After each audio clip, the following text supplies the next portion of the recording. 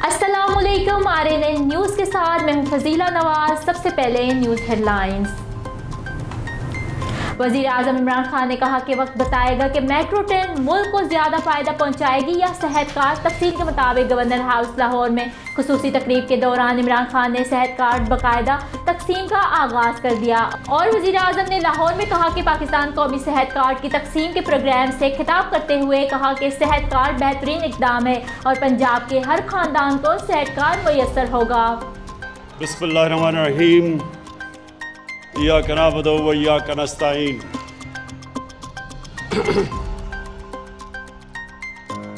मैं शुक्रिया सदीक खान, शुक्रिया।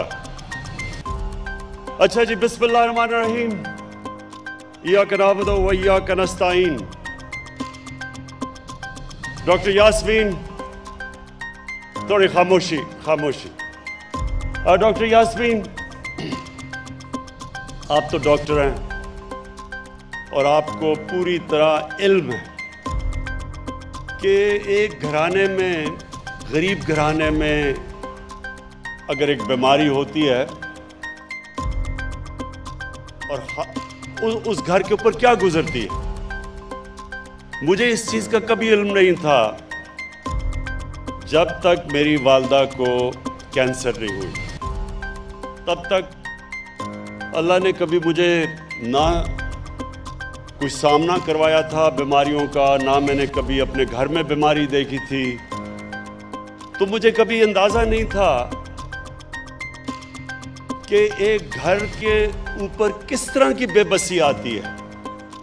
जब आपके घर में कोई बीमार हो, आपकी बहन, बच्चे, माँ बाप, और आप उनका इलाज ना करवा सके,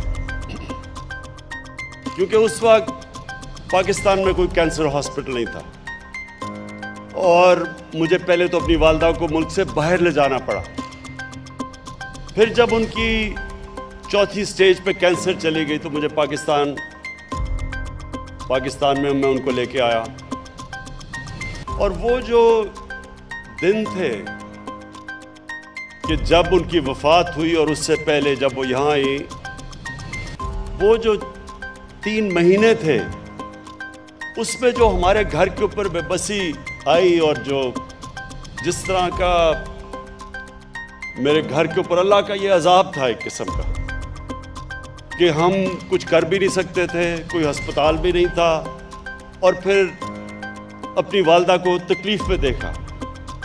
तो तब मैंने ये सोचा कि हमारे पास तो वसाइल भी थे, फिर भी इतनी मुश्किलों से हमें गुजरना पड़ा, तो एक गरीब घराने के ऊपर क्या गुजरती है। और फिर मुझे पता चला कि गरीब घरानों पे क्या गुजरती थी। लोग अपना सब कुछ बेच देते थे। मैं कैंसर की बात कर रहा हूँ, बहुत महंगा इलाज है कैंसर का। घर में सब कुछ बेच देते थे, मकरूज हो जाते थे। मरीज तो जाता था, साथ घर वाले भी तबाह हो जाते थे। तो इसलिए शौकत खानम कैंसर का मैं हॉस्पिटल बनाने का सोचा। और फिर जब शौकत खानम कैंसर हॉस्पिटल बना तो मैंने गरीब लोगों को अपना इलाज करवाते देखा। और फिर मैंने देखा कि जब वो कोई वहाँ से जब वो ठीक होते थे तो वो कितनी अल्लाह से दुआएं देते थे अल्लाह को। तो तब मैंने ये मैं बात कर रहा हूँ आज से 24-25 साल पहले की। तो तब मैंने सोचा कि अल्लाह ने अगर कभी मुझे मौका दिया तो ये एक माशरे के लिए, अगर आप माशरे में सबसे बड़ा काम करना चाहते हैं तो वो ये है कि आपके किसी भी घराने में ये आलम ना आए लोगों पे कि जी हमारे पास क्योंकि पैसे नहीं थे हम अपना इलाज नहीं करवा सकते। ये सबसे ज़्यादा मुश्किल वक्त किसी इंसान के ऊपर गुजरता है, बच्चों के ऊपर, अपने माँ बाप को देख के, माँ बाप को अपने बच्चों को देख के। और तब मैंने ये सोचा था कि इस मुल्क में एक ही तरीका है कि एक हेल्थ इंश्योरेंस हो, कि कोई भी माशरे में गरीब से गरीब आदमी भी اس کو جب اس کے گھر میں کوئی مشکل آتی ہے، بیماری آتی ہے، تو یہ اس کو خوف نہ ہو کہ ہمارے پاس پیسے نہیں علاج کروانے کے لیے۔ تو میں آپ کو ایک ریاست مدینہ کی لوگ بات کرتے ہیں، کیونکہ ان کو زیادہ تر لوگوں کو سمجھ نہیں ہے ریاست مدینہ کی، اس لیے ہم نے رحمت للعالمین اتھارٹی بنائی ہے تاکہ اپنے بچوں کو بھی پتہ چلے، ہمارے یوتھ کو پتہ چلے، ہمارے ہر لوگوں کو پتہ چلے کہ اصل میں سیرت نبی کیا تھی، وہ کتنا بڑا دنیا کی تاریخ کا انقلاب آیا تھا جس کو ہم ریاست مدینہ کہتے ہیں۔ اس میں ایک پوائنٹ آپ کو سب کو سمجھنا ہے کہ جب نبی صلی اللہ علیہ وسلم نے ریاست مدینہ اس کی سربراہی سنبھالی تو مسلمان غریب ترین تھے، زیادہ تر تو لوگ ہجرت کر کے آئے تھے، کچھ بھی نہیں تھا ان کے پاس، لیکن اس کے باوجود کہ غربت کی انتہا تھی، انہوں نے تب فیصلہ کیا کہ ہم اس کو ایک فلاحی ریاست بنائیں گے۔ انہوں نے یہ فیصلہ کیا کہ ریاست ذمہ داری لے گی اپنے کمزور لوگوں کی، تو دنیا کی تاریخ کی پہلی فلاحی ریاست بنائی۔ اب پوائنٹ یہ ہے کہ جو ریشنلٹی ہے یا عقل تو یہ کہتی ہے کہ آپ کو تب فلاحی ریاست بنانی چاہیے جب آپ کے پاس پیسے ہوں۔ ہاں جی، اسکینڈینیویا میں بڑے پیسے ہیں ان کے پاس تو ان کی بہترین فلاحی ریاست ہے، لیکن مدینہ کی ریاست میں تو پیسے نہیں تھے۔ تو اللہ ہمیں جب ہم اس کو اسٹڈی کرتے ہیں تو اللہ ہمیں کیا بتا رہا ہے کہ پہلے آپ ایک ریاست میں انسانیت لے کے آتے ہیں، پھر اس ریاست کے پاس پیسہ آتا ہے۔ جو ریاستیں انتظار کرتی ہیں، ہم تو کب سے انتظار کر رہے ہیں، 74 سال سے انتظار کر رہے تھے کہ پاکستان میں جب پیسہ آئے گا تو ہم اس کو فلاحی ریاست بنائیں گے۔ ہماری آبجیکٹو ریزولوشن وہ واضح کہتی ہے کہ پاکستان نے ایک اسلامی فلاحی ریاست بننا تھا، نہیں بنی، کیونکہ جو حکمران تھے وہ انتظار کر رہے تھے کہ جی پہلے پیسہ آئے گا، ہم امیر ہوں گے، پھر ریاست بنے گی، فلاحی ریاست بنے گی۔ لیکن مدینہ میں نبی صلی اللہ علیہ وسلم نے ثابت کیا کہ پہلے ایک انسانیت کا نظام آتا ہے، پھر اللہ خوشحالی لے کے آتا ہے۔ پہلے خوشحالی نہیں آتی اور پھر آپ اس کو فلاحی ریاست بنائیں، کیونکہ یہ میرا ایمان ہے کہ جب آپ اللہ کو خوش کرتے ہیں، اور اللہ خوش تب ہوتا ہے جب آپ اس کی مخلوق کی خدمت کرتے ہیں، اور سب سے زیادہ دعائیں لگتی ہیں آپ کو دکھی انسانیت کی۔ جب ایک انسان تکلیف میں ہوتا ہے، کیونکہ اللہ تو سب سے زیادہ پیار کرتا ہے اپنے انسانوں سے، تو اس کی دعائیں لگتی ہیں۔ جب میں نے شوکت خانہ بنایا، ہاسپٹل کھلا، باہر سے ہم چیف ایگزیکٹو لے کے آئے، اس نے پہلی بورڈ میٹنگ میں کہا کہ جناب آپ نے اگر 5% مریضوں سے زیادہ مفت علاج کیا، یہ کینسر ہاسپٹل آپ کا 3 مہینے میں بند ہو جائے گا۔ یہ 1995 کی میں بات کر رہا ہوں۔ مارچ میں وہ میٹنگ ہوئی بورڈ آف گورننس کی، اس نے کہا کہ کبھی دنیا میں کوئی پرائیویٹ ہاسپٹل نہیں چل سکتا، کینسر کا ہاسپٹل نہیں چل سکتا جدھر آپ 5% مریضوں سے زیادہ مفت علاج کریں۔ 75% مریضوں کا ہم نے مفت علاج تب سے شروع کیا، آج سے آج تک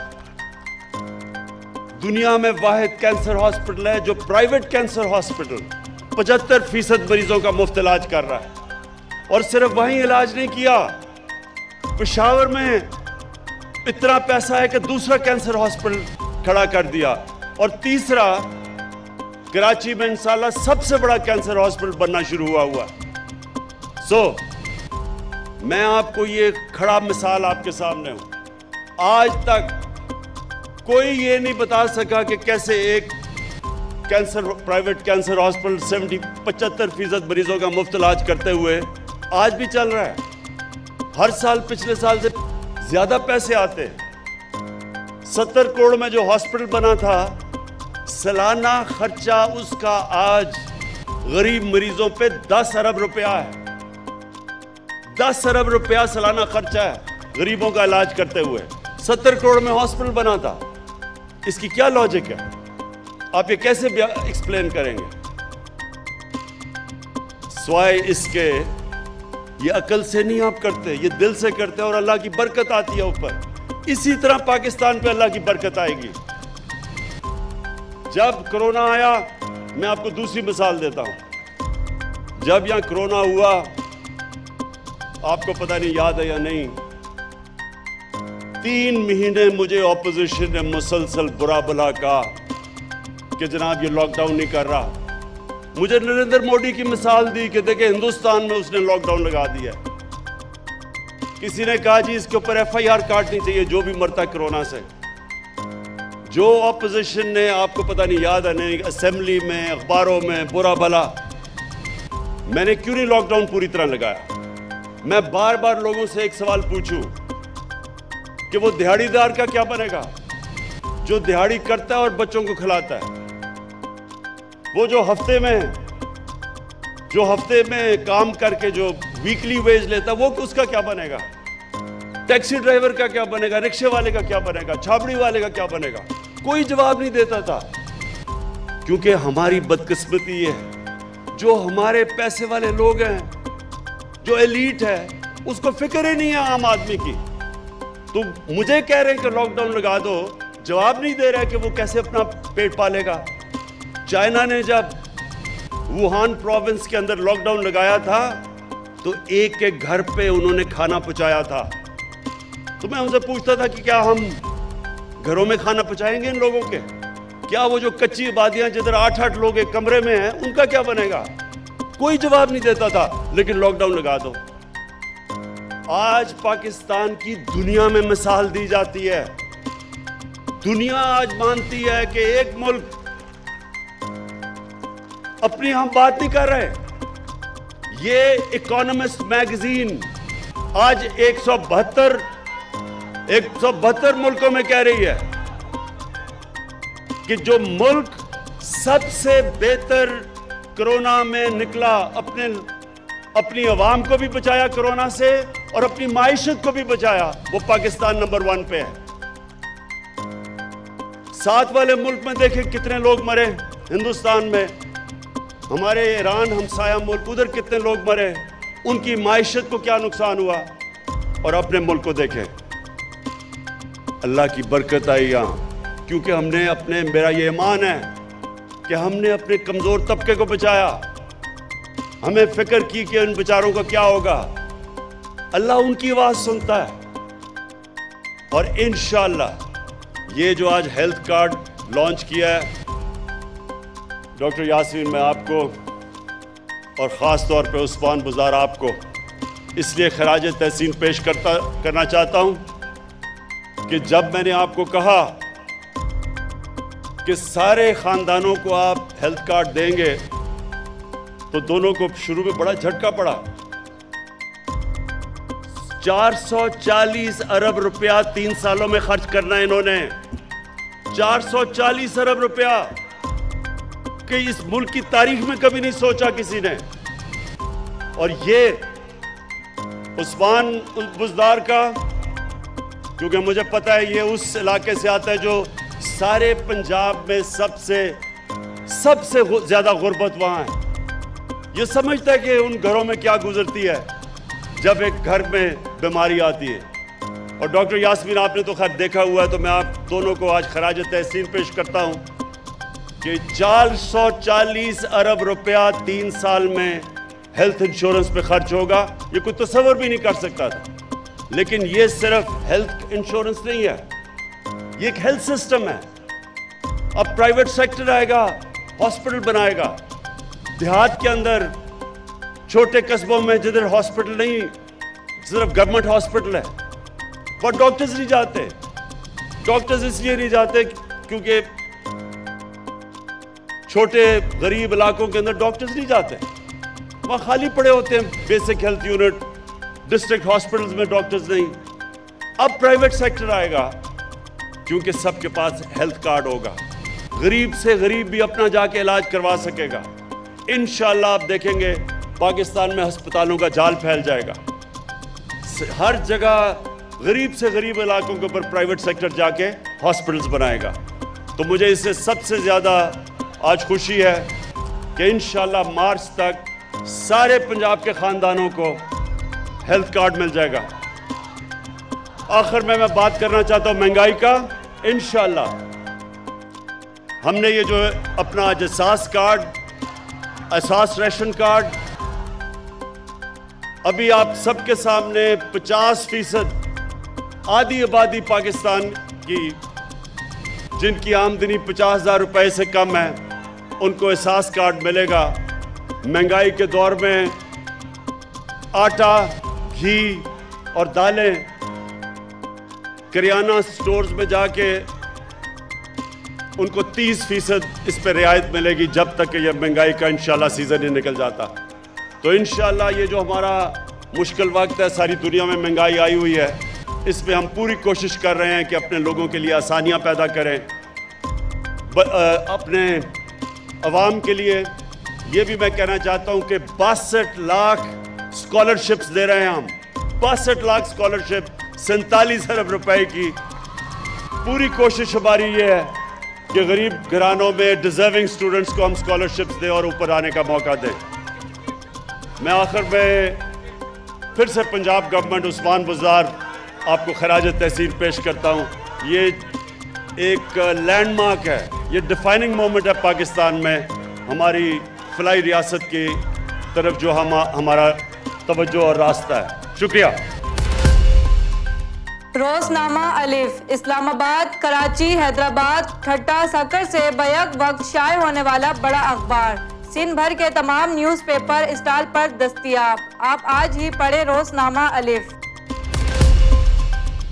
लकी मुर्वत के कौमी Musheer Abdul Ghafoor Khan chairman chief of तख्तीक खैर ग्रुप के कामयाब विलेज काउंसिल के चेयरमैनों ने सैफुल अबरादान की क़यादत पर मुकम्मल एतमाद का इजहार किया है और इनकी मुकम्मल हिमायत का ऐलान किया है कि ये ऐलान उन्होंने तख्तीक खैर हाउस में मुनक़िदा तकरीब में किया। तकरीब में साबिक़ वफाकी वज़ीर और बुज़ुर्ग सियासतदान सलीम सैफुल्लाह खान, तहसील गजनी खैल के नौ मुंतखब चेयरमैन ज़ीशान मोहम्मद खान, साबिक ज़िला नाज़िम इकबाल हुसैन, एडवोकेट शरीफुल्लाह खान और पीर अली अकबर खान समेत नौ मुंतखब विलेज चेयरमैनों, काउंसलरों और दीगर मुकामी मुशरान की शिरकत। इस मौके पर मुकामी अफराद और तकरीब के मंजमीन ने मेहमानों का इस्तकबाल किया। तकरीब से खिताब करते हुए अब्दुल गफ्फार खान चेयरमैन का कहना था कि जितनी खिदमत इलाके के लिए मैंने की है शायद किसी MPA या MNA ने की हो।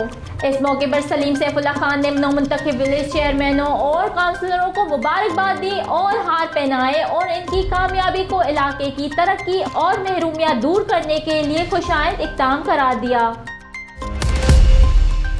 बावलपुर से हमारे ब्यूरो चीफ नसीर अहमद सेठार की रिपोर्ट के मुताबिक district police officer Mohammad Faisal Kamran की ज़ेर सदारत जिला भर के SDPOs, SHOs से और न्यू ईयर नाइट और क्राइम के हवाले से मीटिंग की है। मीटिंग का इनेकाद पुलिस लाइन कॉन्फ्रेंस हॉल में किया गया था।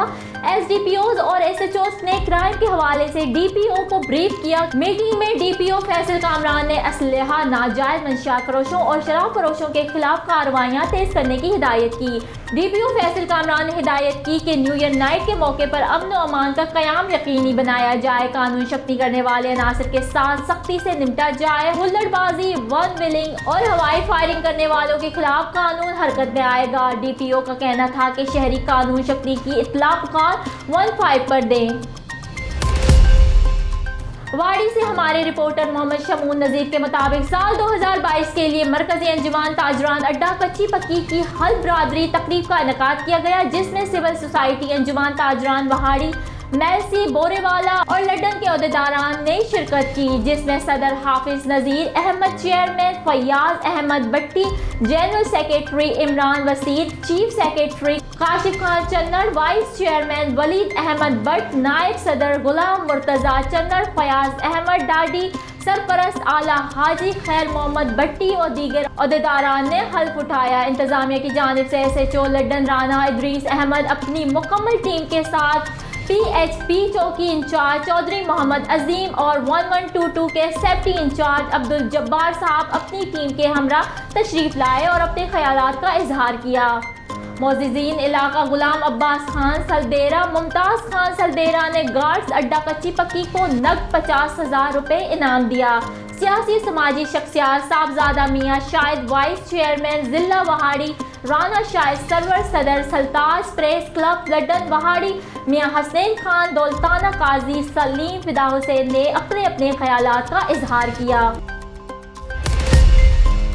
باولپور کی تھانہ نوشیرہ جدید کے ایس ایچ او مسلم ضیاء اور چوکی مبارک پور کے انچارج سجاد لغاری نے صدر متحدہ مرکزی انجمن تاجران مبارک پور ولید عباس محسن کے ساتھ سیکیورٹی کے حوالے سے میٹنگ کی۔ باولپور سے ہمارے بیورو چیف نصیر احمد سٹھار کی رپورٹ کے مطابق علاقے میں موجودہ کرائم کے پیش نظر ایس ایچ او نوشیرہ جدید مسلم ضیاء اور چوکی انچارج سجاد لغاری نے مرکزی صدر متحدہ انجمن تاجران مبارک پور دیگر صدروں اور تاجران سے اہم میٹنگ کی اور تاجران کو سیکیورٹی کے حوالے سے اہم ہدایت جاری کی۔ ایس ایچ او مسلم ضیاء نے تاجران کو سیکیورٹی کے حوالے سے ہدایت دیتے ہوئے کہا کہ دکاندار اپنی شاپ پر CCTV کیمرے لگوائیں، اپنی رقم سنبھال کر رکھیں اور کسی بھی مشکوک موٹر سائیکل سواروں دیکھے تو میرے پرسنل نمبر یا 15 پر فوری کال کر کے پولیس کو اطلاع کریں۔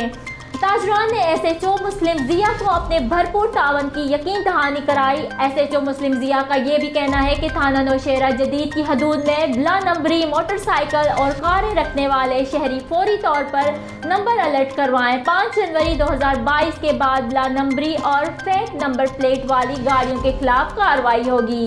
میٹنگ میں تمام صدروں، تاجران کے عہدیداروں اور تاجران کی بڑی تعداد کے علاوہ پریس کلب مبارک پور کے صدر فراز حیدر خان اور میڈیا کے دیگر نمائندگان بھی شریک تھے۔ ہارڈلی کے رہائشی رانا خلیل گھر ہوئی ڈکیتی کی انوکھی واردات، پولیس کے لیے سوالیہ نشان۔ حاجی رانا خلیل کے گھر ڈکیتی کی واردات، ڈاکو تصویر میں موجودہ بچے سمیت قیمتی سامان لے کر فرار ہو گئے، گویا کہ بچے کو اغوا کر لیا گیا ہے۔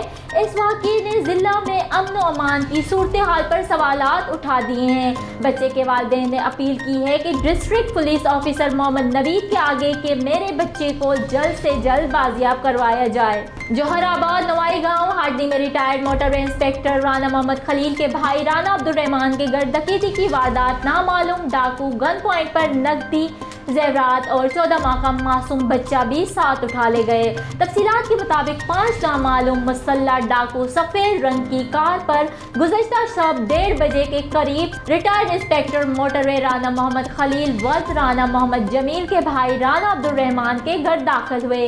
گھر میں موجود خاتون اور اس کی بچوں کے منہ پر پٹی باندھ دی اور گن پوائنٹ پر طلائی زیورات، نقدی اور ممتا کا اکلوتا 4 بہنوں کا بھائی 14 ماہ کا معصوم بچہ بھی اٹھا لے گئے۔ اگر اس واردات کے بارے میں مغوی بچے کی موجودگی کے بارے میں علم ہو تو مقامی پولیس کو اطلاع کریں۔ مقامی پولیس مصروف تفتیش ذرائع۔ واڑی سے ہمارے رپورٹر محمد شمون نذیر کے مطابق مسلح شخص کا رورل ہیلتھ سینٹر لدن میں گھس کر لیڈی ڈاکٹر اور فیمیل اسٹاف کے ساتھ دھمکیاں دینے کا معاملہ۔ ہسپتال کے ڈاکٹر اور عملے نے مسلح شخص کی عدم گرفتاری پر احتجاج مظاہرہ کیا۔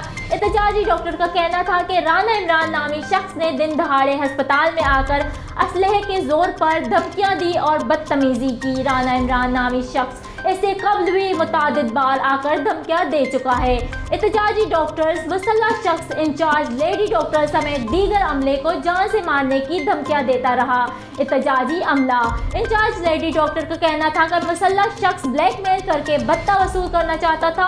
مسلح شخص نے ہسپتال کے اسٹاف اور مریضوں میں خوف و ہراس پھیلایا۔ انچارج لیڈی ڈاکٹر عملے کے ساتھ غنڈہ گردی کرنے والے ملزم رانا عمران کو فوری گرفتار نہ کیا گیا تو احتجاج کا دائرہ وسیع کر دیں گے۔ مظاہرین ہسپتال میں کام کرنے والے ڈاکٹرز اور عملے کو محفوظ بنانے کے لیے اقدامات کیے جائیں۔ شہری ڈی پی او باولپور فیصل کامران کی خصوصی ہدایت پر تھانہ مسافر خانہ پولیس کی بڑی کارروائی، 1.5 ماہ قبل ہونے والے قتل کی واردات کے ملزمان کو گرفتار کر لیا گیا۔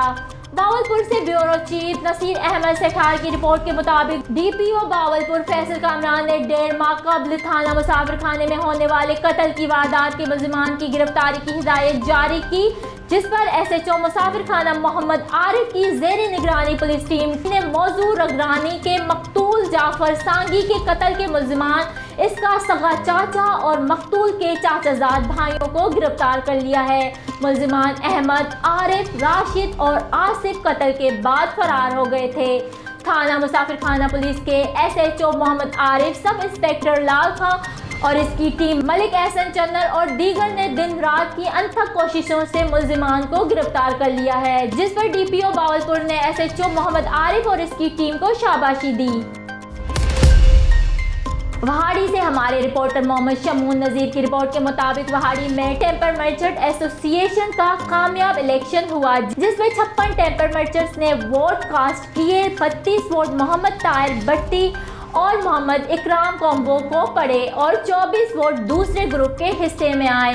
نو منتخب صدر طاہر بٹی اور جنرل اکرم کومبو سیکرٹری ٹیمپر ایسوسی ایشن منتخب ہوئے۔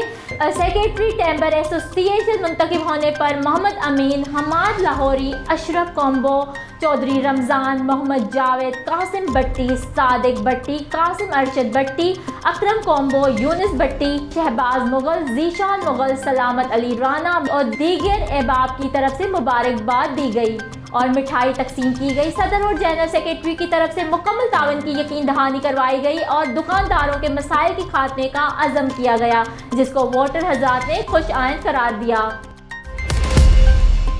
حجرہ شاہ مقیم تھانہ دیپال پور کی حدود تشدد زدہ لاش برآمد، نامعلوم ملزمان نے نوجوان کا گلا کاٹ کر قتل کیا۔ پولیس موقع پر پہنچ گئی، لاش کو پوسٹ مارٹم کے لیے ہسپتال منتقل کر دیا گیا۔ حجرہ شاہ مقیم کے نوائی گاؤں کی نجی ہاؤسنگ کالونی نے 32 سالہ شخص محمد اختر کی لاش ملی ہے، جو مولا حامد شاہ کا رہائشی تھا۔ مقتول کو تیز دھار آلے سے گلا کاٹ کر قتل کیا گیا۔ واقعے کی اطلاع پر پولیس موقع پر پہنچ گئی، لاش کو قبضے میں لیتے ہوئے پوسٹ مارٹم کے لیے THQ ہسپتال منتقل کر دیا گیا ہے۔